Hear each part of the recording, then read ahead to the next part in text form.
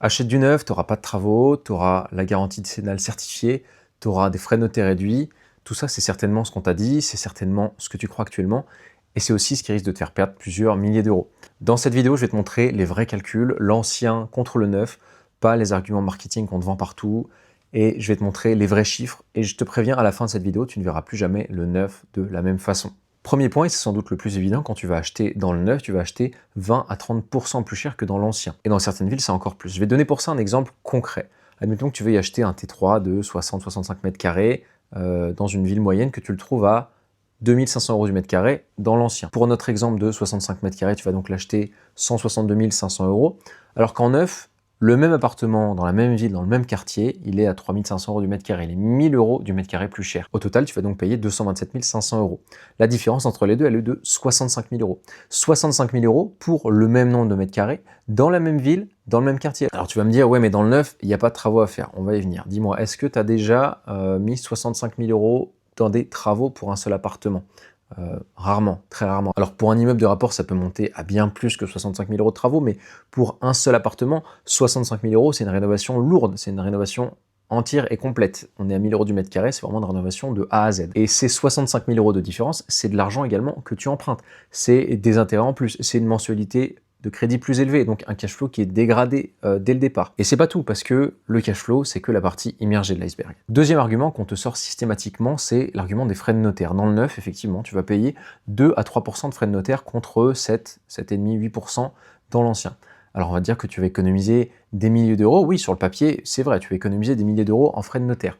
Mais faisons le calcul complet encore une fois. Pour reprendre mon exemple, mon appartement dans l'ancien à 162 500 € avec 8% de frais de notaire, ça va me faire environ 13 000 €. Alors que mon appartement dans le neuf à 227 500 € avec 2-3% de frais de notaire, ça va être 5 700 €. Donc ok, j'économise 7 300 € en frais de notaire, sauf que j'ai payé plus de 65 000 € en plus pour acquérir ce bien. 65 000 moins 7 300, ça fait toujours aux alentours des 57 000, 58 000 € de surcoût. Donc les frais de notaire réduits, ça c'est simplement, encore une fois, un argument marketing. Ça ne compense absolument pas l'écart de prix entre un bien acheté dans l'ancien et un bien acheté dans le neuf. Et j'ajoute un truc qu'on oublie souvent, dans l'ancien, les frais de notaire, tu peux les passer en charge ou en amortissement, selon ton régime fiscal, donc en LMNP ou en CI par exemple, ces frais, ils viennent déduire ta base d'imposition. Alors que dans le neuf, tu as moins de frais notaires certes, mais tu auras également moins à amortir également ou moins à passer en charge. Ensuite, il y a un point crucial que personne ne mentionne, le financement. Dans l'ancien, tu peux négocier beaucoup plus facilement dès le départ. Tu peux fixer tes prix en fonction de tes critères et tes objectifs. Tu peux également faire un acte en main, c'est-à-dire que les frais de notaire vont être inclus dans le prix total de l'acquisition de ton bien et vont être à charge acquéreur. Et ça c'est une des méthodes, par exemple, qui te permet de faire passer un financement à 100 ou à 110%. Tu fais financer le prix d'acquisition total, plus les travaux, plus les frais de notaire par la banque, sans mettre aucun apport. Alors que dans le neuf, c'est impossible parce que le promoteur te vend à son prix et point final. Tu ne peux pas négocier, tu n'as pas de marge de négociation, à part peut-être pour les derniers lots qui sont invendus depuis 3 mois. Et là, pose-toi encore une fois la question, pourquoi ça ne se vend pas alors même que c'est du neuf? Donc tu n'as pas d'acte en main possible, tu as beaucoup plus de mal à obtenir un financement à 100 ou 110%, et quand tu débutes et que tu n'as pas forcément 20-30 000 € d'apport à mettre sur la table, l'ancien va te permettre de te lancer, tandis que le neuf va te bloquer pour commencer à investir. Ensuite, tu vas me dire, oui, mais dans l'ancien, il faut faire des travaux. Alors, déjà, d'une part, non, tu n'es pas toujours obligé de faire des travaux dans l'ancien, même si personnellement, je le recommande, pour les raisons qu'on a citées plus haut. Tu peux trouver des appartements dans l'ancien, en très bon état, qui sont prêts à louer, ou plus souvent des immeubles de rapport dans lesquels il va y avoir aucun travaux à effectuer, qui vont être vendus au rendement. Mais admettons que tu dois faire des travaux dans ton bien. Admettons que tu mettes 20 000 € en rénovation. Pour reprendre l'exemple, sur les 162 500 €, plus 20 000 € de travaux, on arrive à 182 500 €, tout compris. Donc c'est toujours 45 000 € de moins que ce que tu aurais acheté dans le neuf. Et ces 20 000 € de travaux, tu sais maintenant ce qu'on va en faire, on peut les passer en amortissement et ils vont te permettre de réduire ton imposition pendant 7 à 12 ans en moyenne. Dans le neuf, tu n'as pas du tout ça. En plus, les travaux permettent de personnaliser ton bien, de l'optimiser, de le configurer exactement comme tu l'imagines en fonction de ta cible locative, alors que dans le neuf, tu prends ce que le promoteur a décidé, a conçu, et puis basta. Et je vais te dire un truc auquel personne ne pense, dans le neuf, il y a aussi des travaux, et ça, tout le monde oublie de le prendre en compte, parce que dans quelques années, voire quelques mois à peine, la copropriété va prendre des décisions, va voter des travaux pour X ou Y raison, que ce soit un ravalement de façade, la toiture, l'ascenseur, les parties communes, etc. Et là, tu vas payer des frais en plus, alors même que tu as déjà acheté plus cher parce que tu as acheté dans le neuf. Maintenant, parlons de ce qui t'enrichit vraiment, la valorisation. Je ne cesse de le répéter, en immobilier, ce qui t'enrichit, ça n'est pas le cash flow, c'est principalement deux sources d'enrichissement qui sont le capital remboursé par tes locataires et la plus-value à la revente. Et là, pour le coup, l'ancien écrase radicalement le neuf. Pourquoi? Parce que quand tu achètes dans du neuf, tu payes une prime, tu payes la prime du neuf, et cette prime, elle disparaît dès que tu signes chez le notaire. Ton appartement neuf à 227 500 €, le jour où tu veux le revendre, peut-être dans 5-10 ans, finalement, il est déjà devenu de l'ancien.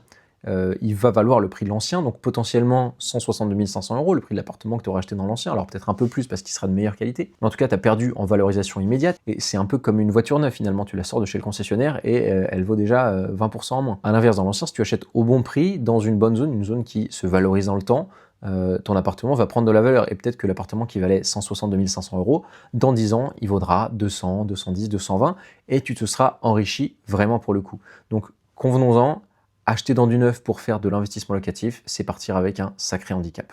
Enfin, tu entendras des choses comme oui, mais dans le neuf, tu as le Pinel, tu as la défiscalisation possible. Ça, c'est l'argument massu des promoteurs et de l'État. Et parenthèse, crois-tu vraiment que l'État veut ton bien ou ton argent?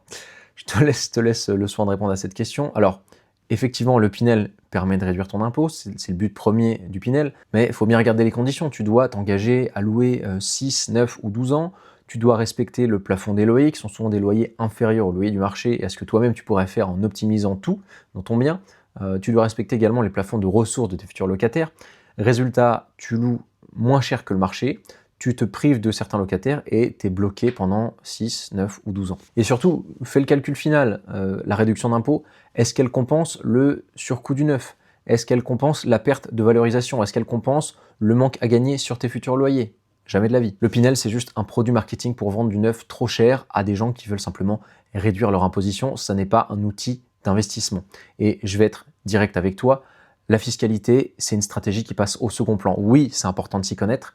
Oui, il faut savoir l'optimiser, mais si tu as l'ambition de te constituer un gros patrimoine immobilier et de t'enrichir vraiment, c'est pas là-dessus que tu dois être le plus regardant. C'est ta stratégie globale qui compte, c'est le bon bien, au bon prix, dans la bonne zone, et savoir le mettre en avant, savoir le valoriser de la bonne façon. C'est pas la niche fiscale du moment qui va améliorer ou te faire développer ton parc immobilier. Dans l'ancien, tu as largement de quoi faire entre les charges et les amortissements déductibles.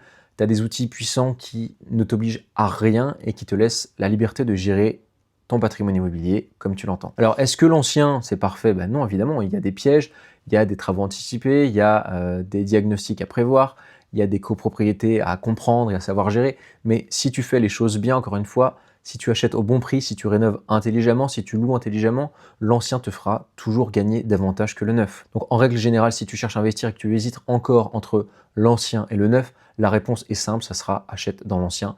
Dans 99% des cas, ça sera la meilleure solution pour toi. Si jamais tu veux approfondir tout ça, comprendre comment analyser un bien dans l'ancien justement, comment chiffrer des travaux, comment éviter les pièges, je t'invite à rejoindre mon canal WhatsApp, le lien est en description. Sur ce, je te souhaite de passer une très bonne journée, on se dit à la prochaine.